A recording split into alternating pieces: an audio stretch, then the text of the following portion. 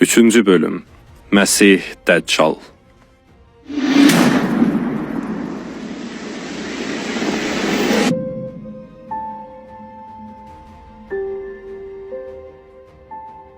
Dünya ən qaranlıq günlərini gördüyü zaman Allahın nuru zühur edəcək.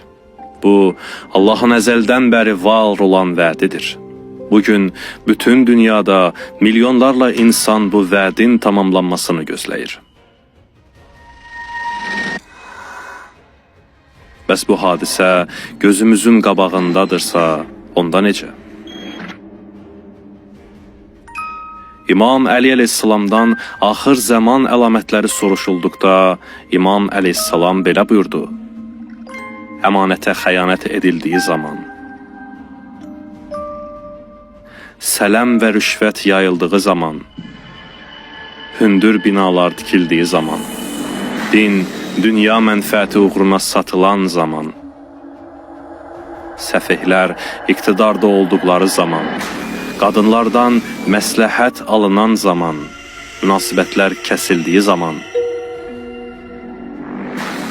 nəfsani arzuların ardınca gedildiyi zaman, qan tökmək xırda məsələ sayıldığı zaman, krallar və rəhbərlər günahkarlar və həddi aşanlar olduğu zaman, hakimlər yalançı olduqları zaman, günahlar aşkar şəkildə işlənəndə, məscidlər bəzədiləndə, şərli insanlar şərəfli hesab ediləndə, müğənnilərin səsləri ucalanda və pərəstişkarları artanda, kişi və qadın müğənnilərə pul xərclənəndə, qadınlar kişilərə, kişilər də qadınlara bənzəyəndə, axirəti qoyub dünyaya üstünlük veriləndə. İmam Əli əleyhissalamın sözləri artıq uzaq gələcəyə aid xəbərlər deyil. Onlar hal-hazırda bizim yaşadığımız dünyanın mükəmməl təsviridir. Fakt budur ki, məlum saatın əlamətləri hər yerdə görünməkdədir. Və Muhammed Peyğəmbər əleyhissalam buyurmuşdur ki, son əlamətlər ipdən düşən muncuqlar kimi ard-arda sürətlə gələcək. Hər əlamətin gəlişində dünya daha çox xaosa girər. Bunlar təsadüf deyil, bunlar öncədən dizayn edilmiş bir plandır.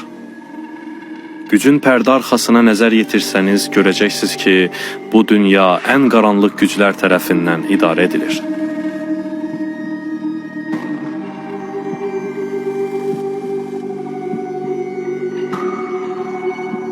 İncildə xəbər verilir ki, axır zamanda dünya Roma imperiyasının qaydışını görəcək və əvvəl olduğu kimi imperiya bir siyasi lider tərəfindən idarə olunacaq ki, o, Məsih Dəccaldan başqası deyil. Vəhiy kitabında buyurulur ki, Dəccala bütün tayfalar, dillər və millətlər üzərində səltənət veriləcək. Vəhiy kitabı 13-cü pasaj 7-ci ayə. Daniel Peyğəmbər də Dəccal tərəfindən idarə olunan dünya hakimiyyət sisteminin xəbərini vermişdi. 4-cü canavar yer üzündəki 4-cü səltənət olacaq. O, başqa səltənətlərdən fərqli olub, bütün yer üzünü udacaq və hər şeyi tapdayıb əzəcək. Daniel kitabı 7-ci surə 23-cü ayə. Kəhanətdə sonra deyilir ki, qurtarıcı zühur edənə qədər bu tək hökumət dünyanı idarə edəcək.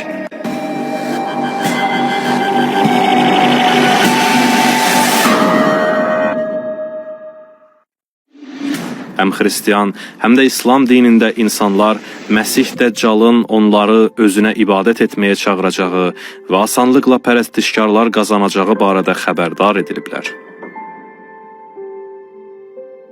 İncildə yazılıb ki, o, Allah adlanan yaxud səcdə edilən hər şeyə qarşı çıxaraq özünü hamıdan üstün tutacaq.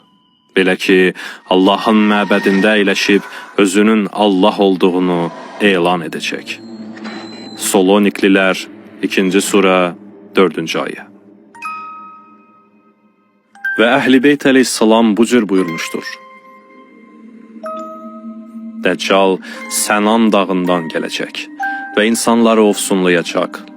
Onunla birlikdə Atəş dağı və Qida dağı olacaq. Və onlardan əleyhissalam yenə rəvayət edilir ki, Dəccal gəlib deyəcək ki, mənə doğru gəlin, ey mənim dəstəkçilərim. Mən sizin ən uca Rəbbinizəm.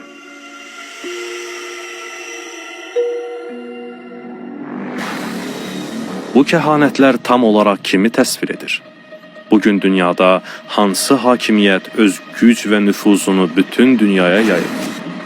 Hansı ölkə dünyanı atəş dağı ilə idarə edir və insanlara gözəl yaşayış və fürsətlər vəd edərək özünə tərəf cəlb edir?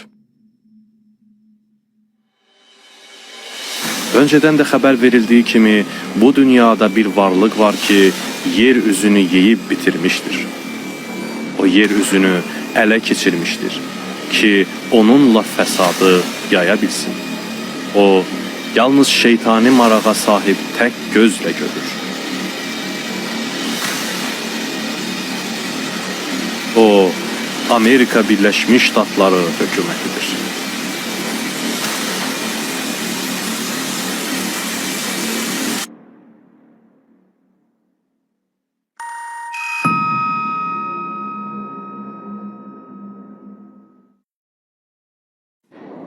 Tarix boyunca çox insanlar bu fiquru bir adam olaraq təsəvvür ediblər. Lakin Məsih Dəccal adi bir fiqur deyil. O, məkrin atasıdır. Ərəbcədə Məsih Dəccal sözü saxta Məsih və ya saxtakar mənasına gəlir. Dəccal sözü də ərəbcədən gəlir və qızılla örtmək mənasına gəlir.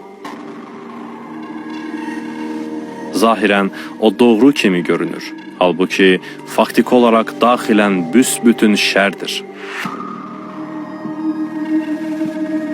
Həzrəti Muhammed əleyhissalam buyurur ki, Dəccalın zamanında insanlar yalançılara inanacaq və doğru sözlülər yalanlanacaq. Axır zaman haqqında 200 əlamət kitabı, səhifə 19. Bugün də və bu dövrdə Amerikadan başqa kim bütün dünya üzərində daha çox gücə və təsirə malikdir? Halbuki bu ölkənin ictimai imici tamamilə yalan üzərində qurulub. Bugün Amerikalıların 75%-dən çoxu özlərini xristiyan inancının izləyiciləri sayırlar. Bu da Amerika vətəndaşlarının böyük əksəriyyətidir.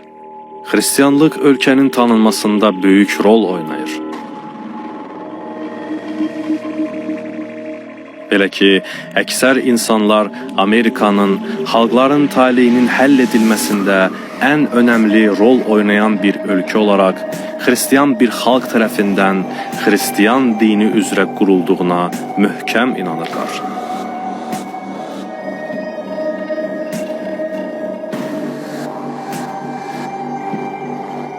Onun mövcud olduğu bu 240 illik dövrdə Amerika xalqı inandırılıb ki, Amerika dini prinsiplərə əsaslanan bir xalqdır.